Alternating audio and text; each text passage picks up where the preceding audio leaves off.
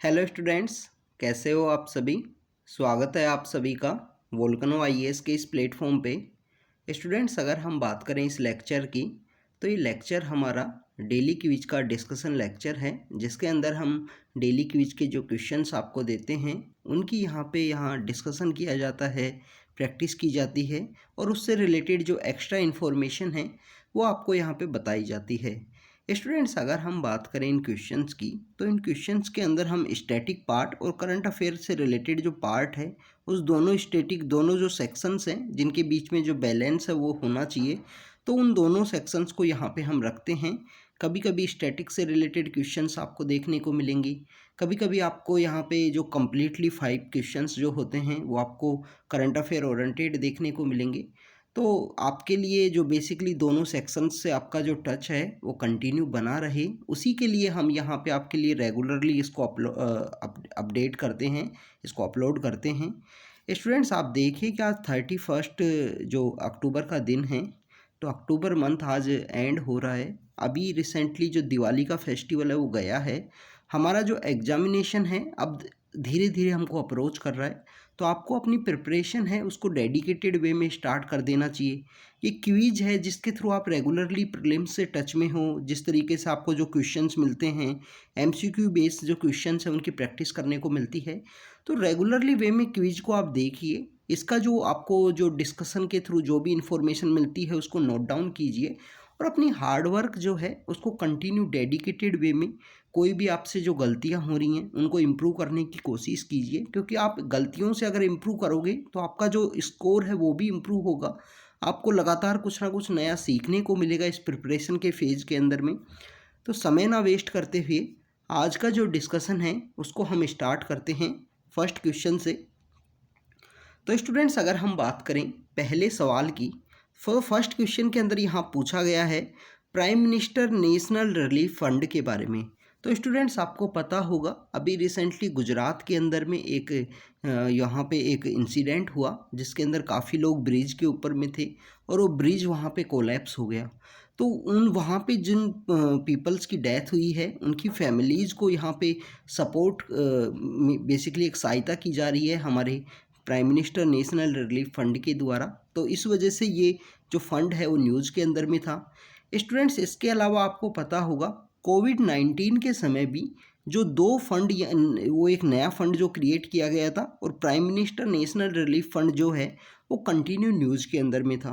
तो आपको इन जो फंड्स के बारे में पता होना चाहिए कि कौन सा फंड है जिसको पार्लियामेंट के द्वारा कवर किया गया है, कौन सा ऐसा फंड है जो यहाँ पे बेसिकली उसका जो पैसा अगर खर्च करना है, उसका पैसे को अगर स्पेंड करना है तो प्राइम मिनिस्टर की अप्रूवल चाहिए या प्रेसिडेंट की अप्रूवल चाहिए। तो इस तरीके से आपको फ़ंड के बारे में पता होना चाहिए।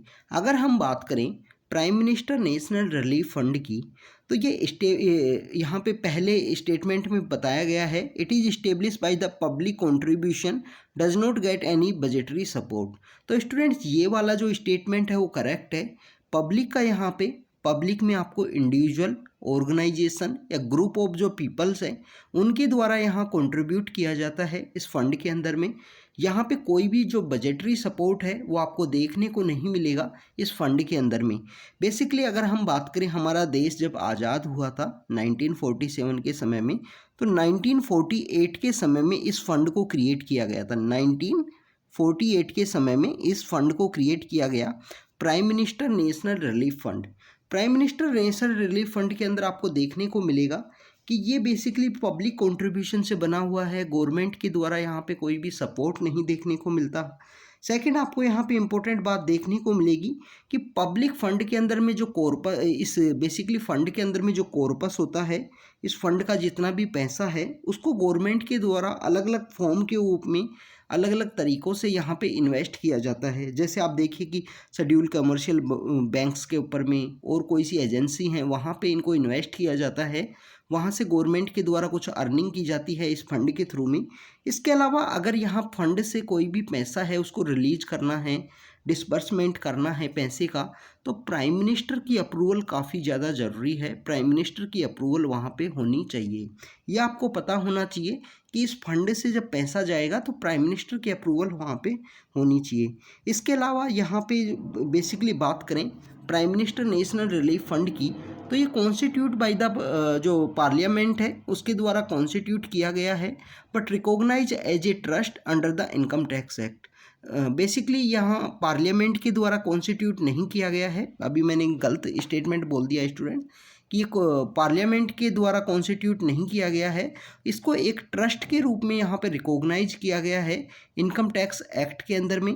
इसी वजह से यहाँ पे बेसिकली इसको एग्जम्प्टेड किया गया है इनकम टैक्स के थ्रू। इनकम टैक्स एक्ट यहाँ पे नहीं लगेगा, वहाँ पे इनकम टैक्स एक्ट के अंदर एक सेक्शन होता है, सेक्शन 80G, वहाँ पे उसका क्लोज है 80G, 80G वहाँ पे है, तो उस एक्ट के थ्रू यहाँ पे एग्जम्पशन है। तो बेसिकली ये ट्रस्ट के रूप में यहाँ पे इसको डेवलप किया गया है, तो यहाँ पे exempted all contribution to prime minister national relief fund में जो भी कंट्रीब्यूशन आएंगे उनको यहाँ पे एग्जम्प्ट किया गया है इनकम टैक्स एक्ट के थ्रू। तो स्टूडेंट्स यहाँ पे हमको देखने को मिलता है कि दोनों स्टेटमेंट हैं वो prime minister national relief fund से रिलेटेड करेक्ट हैं। अभी ये रिसेंटली क्यों न्यूज़ के अंदर में था, क्योंकि अभी जो गुजरात के अंदर जो इंसिडेंट हुआ है, कल ही जो इंसिडेंट हुआ है उसकी वजह से ये न्यूज़ के अंदर में था। तो आपको पता होना चाहिए कि कौन सा टॉपिक है, क्यों न्यूज़ के अंदर में था।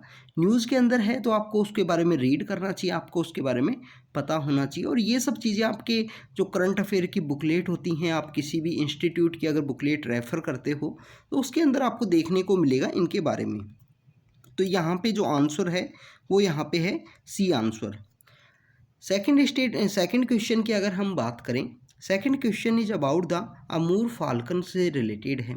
अमूर फाल्कन बेसिकली एक माइग्रेटरी बर्ड है जो हमको हमारे जो नागालैंड और मणिपुर नाम के जो स्टेट हैं नॉर्थ ईस्ट के, वहाँ पे इसका जो ट्रैवलिंग है, इसका जो माइग्रेशन है वो हमको देखने को मिलता है।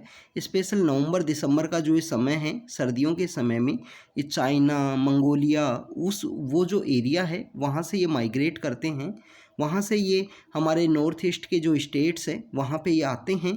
तो उसी वजह से ये न्यूज़ के अंदर में था। अभी रिसेंटली जो अमूर फाल्कन है, अमूर फाल्कन के बारे में उनका जो यहाँ पे जो आना है वो स्टार्ट हुआ है, क्योंकि जो सर्दियों का मौसम है वो आ चुका है इंडिया के अंदर में।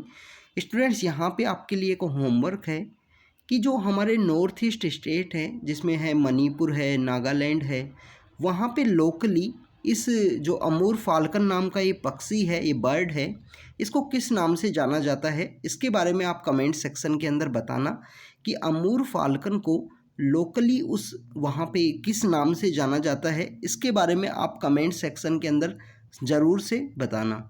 अगर हम बात करें यहाँ पे पहले स्टेटमेंट की, तो यहाँ पे बोला गया है कि अमूर फाल्कन है उसको शेड्यूल 1 के अंदर रखा गया है। तो सबसे पहले तो आपको वाइल्ड लाइफ प्रोटेक्शन एक्ट जो 1972 है, देखो सबसे इम्पोर्टेंट बात ये है कि अभी रिसेंटली इस एक्ट के भी 50 ईयर कंप्लीट हुए हैं। तो कोई भी ऐसा एक्ट होता है जिसके 50 ईयर्स कंप्लीट हुए हैं, 2022 का जो प्रीलिम्स का एग्ज़ाम था उसके अंदर में इस एक्ट से रिलेटेड एक क्वेश्चन था न्यूज़ के अंदर में। तो आपको पता होना चाहिए इस एक्ट के कौन कौन सा शेड्यूल है, उसके अंदर में क्या क्या बातें लिखी गई हैं, कहाँ पे किसी जानवर को हंट करने के लिए कौन से शेड्यूल के अंदर बताया गया है, इसके बारे में भी आपको पता होना चाहिए। तो अमूर फाल्कन का जो यहाँ पे IUCN स्टेटस है वो आपको मिलेगा लिस्ट कंसर्न, मतलब कि इनकी जो संख्या है वो अभी यहाँ ज़्यादा डिक्लाइन नहीं हो रही है। लिस्ट कंसर्न की यहाँ पे स्टेटस है इसका, IUCN का स्टेटस।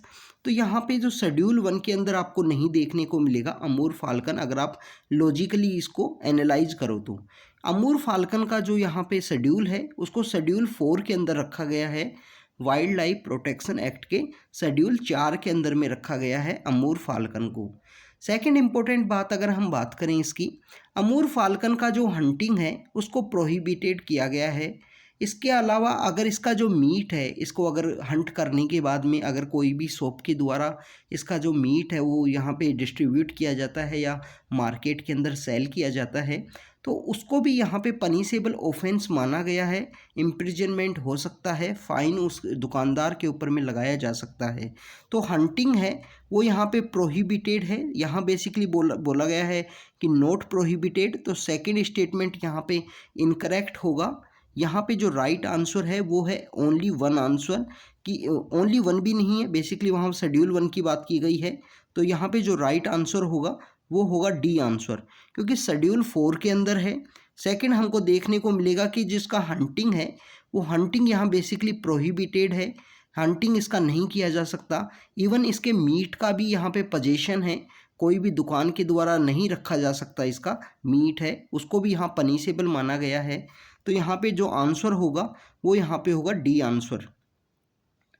स्टूडेंट्स अगर हम बात करें नेक्स्ट क्वेश्चन की, तो next question basically about the IMD के बारे में है, इंडियन मेट्रोलॉजिकल डिपार्टमेंट है, उससे रिलेटेड ये क्वेश्चन है। आपको आईएमडी कोई भी हमारे जो पुराने इंस्टीट्यूट हैं जिनको ब्रिटिश के समय में बना दिया गया था, उन सब के बारे में आपको पता होना चाहिए। आप देखिए कि 2-3 साल पहले 2017 के समय में एक क्वेश्चन पूछ लिया गया था आर्कोलॉजिकल सर्वे ऑफ इंडिया के द्वारा। वहाँ पे पूछ लिया गया था who is known as the father of the archaeological survey of India. तो आपको इस तरीके से पता होना चाहिए कि जो आर्कोलॉजिकल सर्वे ऑफ इंडिया को किसने इस्टेब्लिश किया था, आईएमडी कौन से समय में इस्टेब्लिश हुआ है, जियोलॉजिकल सर्वे ऑफ इंडिया, इसके अलावा बोटनिकल सर्वे ऑफ इंडिया, इनका हेडक्वार्टर कहाँ है, कब इनको इस्टेब्लिश किया गया। इस तरीके के जो पुराने इंस्टीट्यूट्स हैं उनके बारे में आपको पता होना चाहिए।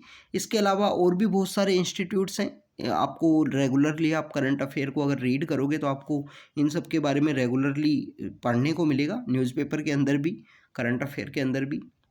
अगर हम बात करें आईएमडी की, तो यहाँ पूछा गया है कि it was establish before the independence of India.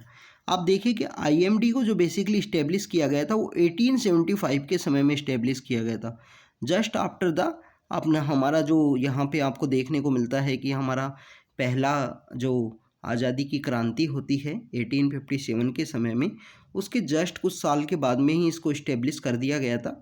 Even 1875 के समय में तो कंपनी कम्प्लीटली इस्टेब्लिश भी नहीं हुई थी इंडिया में, कम्प्लीटली इस्टेब्लिश इस तरीके से नहीं होती है। 1875 का जो समय है, इस समय में आपको देखने को मिलेगा कि जो यहाँ पे कंपनी बेसिकली इस्टेब्लिश हो गई थी, उसके बाद में ब्रिटिश रूल आता है यहाँ पे 1875 के समय में, जो पार्लियामेंट के द्वारा वहाँ पे रूल किया जाता है। तो बेसिकली हम बात करें, it was establish before the independence of India, independence से पहले इसको यहाँ पे इस्टेब्लिश किया गया था 1875 के समय में। मैं बेसिकली आपको जो बात बता रहा था वो बता रहा था सर्वे ऑफ इंडिया के बारे में। सर्वे ऑफ इंडिया है, सर्वे of India, survey of India आपको अगर आप रीड करोगे तो आपको देखने को मिलेगा 1867 के समय में, तो 1767 के समय में इसको इस्टेब्लिश किया गया था। जो इंडिया का जो मैप होता है, मैप किसी ऑर्गेनाइजेशन के द्वारा अगर डेवलप किया जाता है उसको बोलते हैं बेसिकली सर्वे ऑफ इंडिया। तो आईएमडी के बारे में जो मैं बता रहा था कि कंपनी बेसिकली इस्टेब्लिश नहीं हुई थी, वो बेसिकली सर्वे ऑफ इंडिया के बारे में था कि उस समय में वहाँ पे हमारे जो पुराने जो राजा रियासतें हुआ करती थी उन्हीं से कंपनी कंटिन्यू फाइट कर रही थी 1867 के समय में, चाहे वो मराठा हों, चाहे वो अगर हम बात करें कि बंगाल के अंदर जो डायनेस्टी रूल किया करती थी उनसे अगर लड़ाई करनी हो, या कोई मराठास के डिफरेंट सेक्ट्स थे, उन सब से वहाँ पे कंपनी उस समय में इस्टेब्लिश हुई थी। 1875 के समय में आपको देखने को मिलेगा कि कंपनी कम्प्लीटली इस्टेब्लिश हो चुकी थी। इवन 1857 के बारे में, 1857 के बाद में आपको देखने को मिलेगा कि जो रूल है, जो यहाँ पे कंपनी का रूल था, उसको क्राउन के द्वारा टेक ओवर कर लिया गया, क्राउन के हाथ में ले लिया गया था। यहाँ पे अगर हम बात करें सेकंड स्टेटमेंट की, सेकंड स्टेटमेंट में बोला गया है कि आईएमडी है जो presently comes under the ministry of science and technology. तो स्टूडेंट सेकंड स्टेटमेंट यहाँ पे इनकरेक्ट है, ये मिनिस्ट्री ऑफ अर्थ साइंस के अंदर में आता है, ministry of science and technology के अंडर में नहीं आता है, मिनिस्ट्री ऑफ अर्थ साइंस के अंडर में आता है, ये आपको पता होना चाहिए। इसी मिनिस्ट्री के द्वारा एक हमारा डीप ओशन मिशन है उसको भी लॉन्च किया गया है। डीप ओशन मिशन काफ़ी ज़्यादा इंपॉर्टेंट है, 6000 करोड़ रुपए उसके ऊपर खर्च किए जा रहे हैं। तो यहाँ पे ministry of science and technology के अंडर में नहीं आता है। तो यहाँ पे जो राइट आंसर होगा, ओनली वन स्टेटमेंट करेक्ट है, before the independence IMD establish हुआ था। आईएमडी के द्वारा आज न्यूज़ में बताया गया है कि आने वाले समय में, कुछ समय में यहाँ पे आपको थंडर स्टॉर्म या कुछ वेस्टर्न डिस्टर्बेंस की वजह से लिटिल बिट रेनफॉल है वो देखने को मिलेगी, उसके बारे में आईएमडी इस वजह से न्यूज़ के अंदर में था। अगर हम बात करें नेक्स्ट क्वेश्चन की, next question is about the, इसमें पूछा गया है कि कौन सी पैरामिलिट्री या मिलिट्री फोर्स है जिसको क्राउन रिप्रेजेंटेटिव फोर्स के रूप में भी जाना जाता है। क्राउन रिप्रेजेंटेटिव फोर्स के रूप में कौन सी यहाँ पे मिलिट्री या पैरामिलिट्री फोर्स है जिसको जाना जाता है? सबसे पहले आपको हमारे इंडिया के अंदर में आप देखिए कि डिफरेंट डिफरेंट बॉर्डर जो एरिया हैं उनको अलग अलग फोर्स के द्वारा वहाँ पे डिफेंड किया जाता है। आप देखिए कि कुछ एरिया ऐसे हैं जहाँ पे बीएसएफ है, बीएसएफ अपना रोल प्ले करती है। स्पेशल अगर हम बात करें जो रेड क्लिफ लाइन है जो हमारी वेस्टर्न बॉर्डर है उसको यहाँ पे डिफेंड किया जाता है बीएसएफ के द्वारा। और भी बहुत सारे ऑर्गेनाइजेशंस हैं, बहुत सारी यहाँ पे हमारी डिफेंस फोर्सेज हैं। बीएसएफ को क्रिएट किया गया था आफ्टर द 1962 वॉर के बाद में इसको क्रिएट किया गया। 1962 वॉर के बाद में बीएसएफ एग्जिस्टेंस में आती है। असम राइफल्स के बारे में आपको पता होना चाहिए, इसका भी रोल काफ़ी ज़्यादा इम्पोर्टेंट है। कौन से बॉर्डर को असम राइफल्स है जो यहाँ पे डिफेंड करती है, इसके बारे में आप कमेंट के अंदर बताना। अगर हम बात करें सीआईएसएफ बेसिकली आपको जो गवर्नमेंट बिल्डिंग्स हैं लाइक द कोई भी पीएसयू का बिल्डिंग है, कोई भी एम्बेसी का एरिया है, इसके अलावा अगर हम बात करें कि एयरपोर्ट है, मेट्रो स्टेशन है, वहाँ पे आपको सीआईएसएफ की प्रेजेंस देखने को मिलेगी। अगर हम बात करें सीआरपीएफ की, सीआरपीएफ बेसिकली यहाँ पे सेंट्रल रिजर्व पुलिस फोर्स, इसको क्राउन रिप्रेजेंटेटिव फोर्स के रूप में इस्टेब्लिश किया गया था 1939 के समय में। मिनिस्ट्री ऑफ होम अफेयर्स के अंडर में ये आती है और ये ओल्डेस्ट सेंट्रल पैरामिलिट्री फोर्स है। अभी रिसेंटली ये न्यूज़ के अंदर में थी, इनके द्वारा बेसिकली कुछ वर्क किया गया था जिसको प्रेज किया गया है हमारे प्राइम मिनिस्टर और मिनिस्ट्री ऑफ होम अफेयर के द्वारा।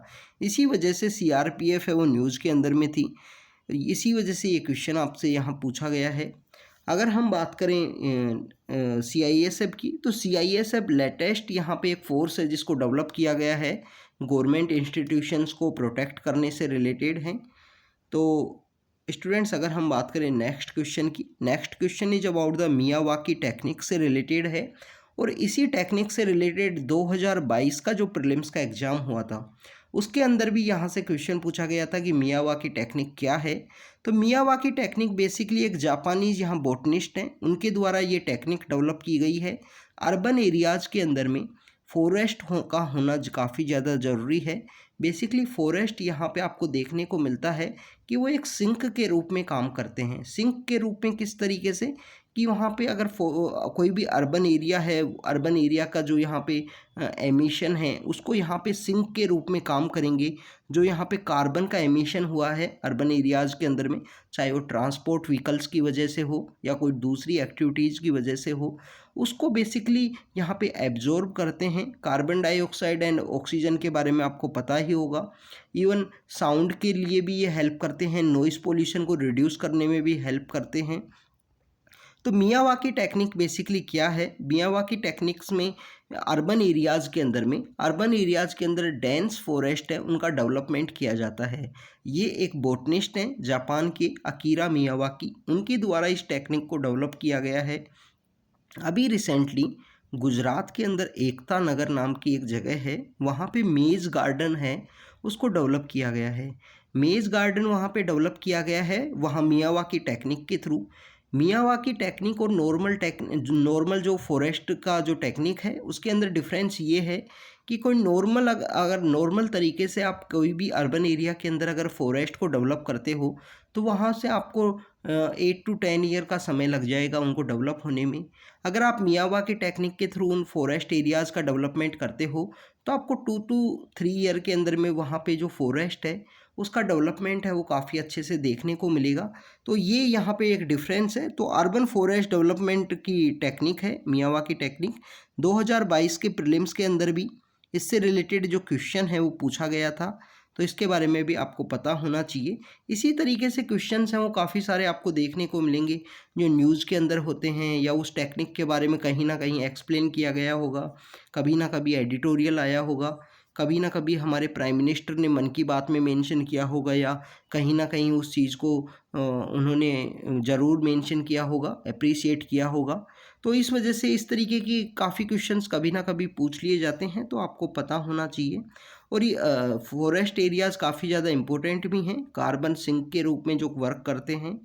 तो स्टूडेंट्स आज के क्विज़ के अंदर में हमने मियावाकी टेक्निक के बारे में देखा। क्राउन रिप्रेजेंटेटिव फोर्स जो सीआरपीएफ है, हमारी पैरामिलिट्री फोर्स है, इंटरनल सिक्योरिटी के लिए काफ़ी ज़्यादा इम्पोर्टेंट है, उसके बारे में हमने देखा। हमने यहाँ आईएमडी के बारे में देखा, जो 1875 के समय में इस्टेब्लिश हुआ था, मिनिस्ट्री ऑफ अर्थ साइंस के अंडर में आता है। इसके अलावा हमने अमूर फाल्कन के बारे में देखा, इसको लोकल एरिया में किस नाम से बुलाया जाता है, इसके बारे में आप गूगल करके ज़रूर बताना। याद है तो आप कमेंट कर देना, नहीं है तो गूगल ज़रूर करना। गूगल बेसिकली इसलिए वजह से करना कि आपको इस वजह से वो नाम भी याद होगा एक बार अगर आप गूगल करोगे तो। और नेक्स्ट हमने prime minister national relief fund के बारे में देखा। उसके बारे में हमको ये देखने को मिलता है कि कभी भी कोई यहाँ पे डिजास्टर आता है, अर्थक्वेक, फ्लड, साइक्लोन, तो वहाँ पे जो रिलीफ के थ्रू जो प्राइम मिनिस्टर के द्वारा एक पैसा है उसको डिस्बर्स किया जाता है, इस फंड के द्वारा किया जाता है, जो बेसिकली एक पब्लिक कंट्रीब्यूशन के थ्रू क्रिएट किया गया है, कोई भी उसको बजट का सपोर्ट नहीं मिलता है। तो ये सब कुछ बातें हैं वो आज हमने लेक्चर के अंदर देखी। आप इस इन्फॉर्मेशन में जो जो इस लेक्चर के अंदर जो भी इन्फॉर्मेशन मिली है उसको नोट डाउन कीजिए, उसको रिवीजन कीजिए प्रॉपर वे में। आप देखिए कि एग्ज़ाम डे बाय डे आपको अप्रोच कर रहा है। अगर आपको 2023 के एग्ज़ाम को क्रैक करना है, उसमें कंटिन्यू हार्ड वर्क करना है, तो स्टूडेंट्स डेडिकेटेड वे में अपनी मेहनत को करते रहिए। एग्जामिनेशन के लिए आपको जो सफलता है वो ज़रूर मिलेगी। इसके लिए thank you students, thank you very much.